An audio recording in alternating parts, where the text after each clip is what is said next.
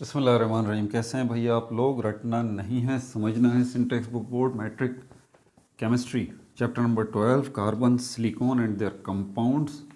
Second last topic हम करने जा रहे हैं सिलिकॉन पार्ट 11 केमिकल गार्डन का। कॉपी पेंसिल ले लीजिए, लेक्चर को नोट करना है और मुस्कुराते रहना है। ये आप एक्सपेरिमेंट तो कर ही लें, मज़ा आएगा आपको। ज़्यादा कुछ नहीं, साइंटिफिक स्टोर्स होते हैं हर शहर में ही है। आप पता कीजिए साइंटिफिक स्टोर आपके शहर में कहाँ है, वहाँ जाइए और वहाँ से कुछ सॉल्ट्स लेके आ जाइए। सॉल्ट्स, कोबाल्ट के सॉल्ट आपको मिल जाएगा, कॉपर का सॉल्ट आपको मिल जाएगा, ठीक है, आयरन का सॉल्ट आपको मिल जाएगा। इनके सॉल्ट्स आपको मिल जाएंगे। अब इनके सॉल्ट्स होंगे क्या, मैं आपको वैसे ही बता देता हूँ। जैसे ये हमारे पास कोबाल्ट है, कॉपर है, आयरन है, तो हमारे पास इसके सॉल्ट्स जो हैं वो हमारे पास, जैसे हमारे पास ये है कोबाल्ट क्लोराइड है, कोबाल्ट क्लोराइड, ये नाम बता रहा हूँ, ये लेके आ जाइए।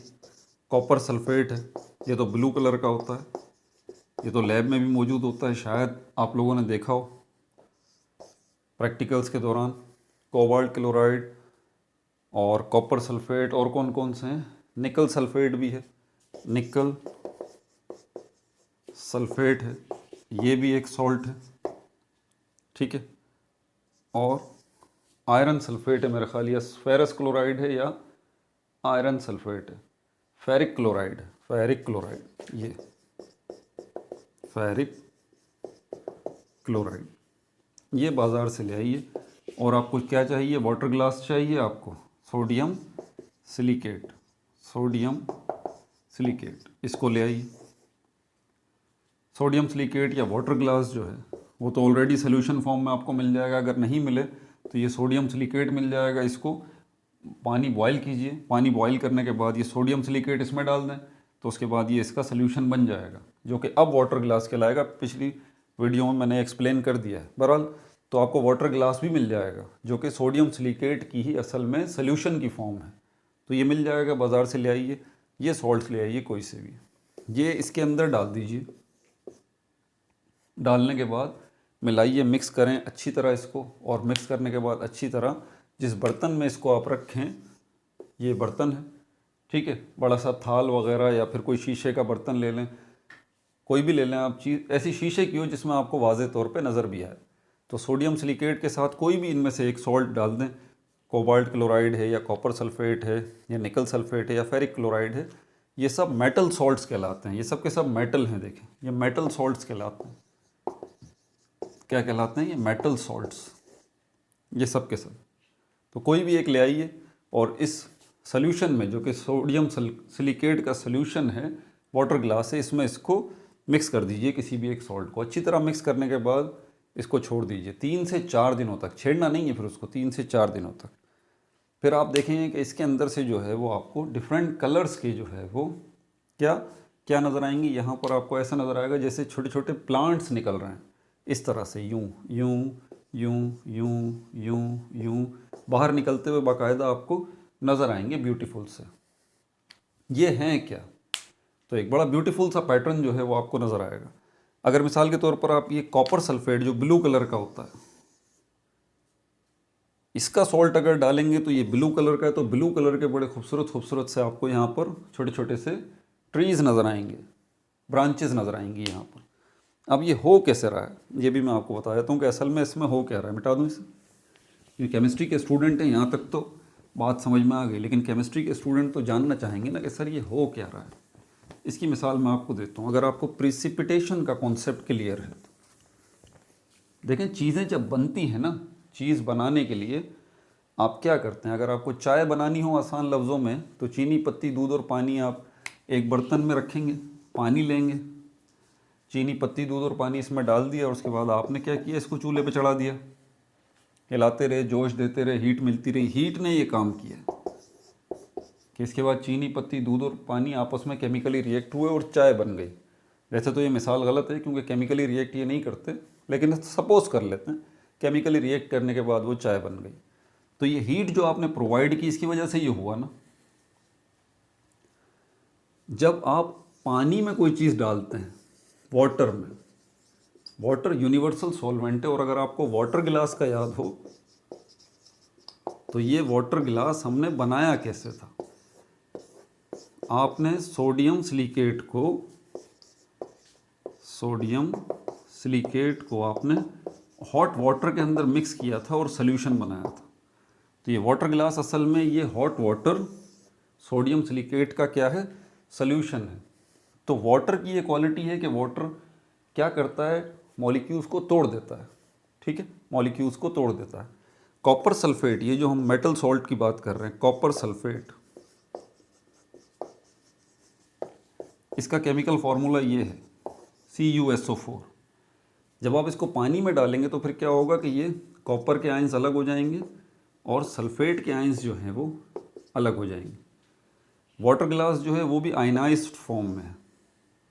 ठीक है, तो यहाँ पर ये हमारे पास क्या होगा कि यहाँ पर ये जो सोडियम है Na2, ये यहाँ से निकल जाएगा। SiO अपनी जगह पर ही रहेगा, Na2 सोडियम ये निकल जाएगा, इसकी जगह ये ले लेगा कॉपर, और अब ये बन जाएगा कॉपर, क्या बन जाएगा, कॉपर सिलिकेट। ये क्या बनेगा, कॉपर सिलिकेट। कॉपर सिलिकेट, ये कॉपर सिलिकेट जो है, ये याद रहे कि ये बना कहाँ पर है, ये बात ध्यान में रखिएगा। ये इस सॉल्यूशन के अंदर ये चीज़ बनी है। किसमें बनी है, ये इस सॉल्यूशन के अंदर बनी है। वाटर गिलास के सॉल्यूशन में ये कॉपर सिलिकेट बना है। समझ आ रही है बात। अब पानी के अंदर कुछ चीज़ें सॉल्यूबल होती हैं, कुछ इनसॉल्यूबल होती हैं। जैसे कि अगर आप ऑयल को पानी में डिज़ोल्व करना चाहें तो वो डिज़ोल्व होगा नहीं, वो ऊपर ही तैरता रहेगा ऑयल। लेकिन नमक को डालेंगे वो डिज़ोल्व हो जाएगा। तो नमक सॉल्यूबल है, ऑयल जो है वो इनसॉल्यूबल है।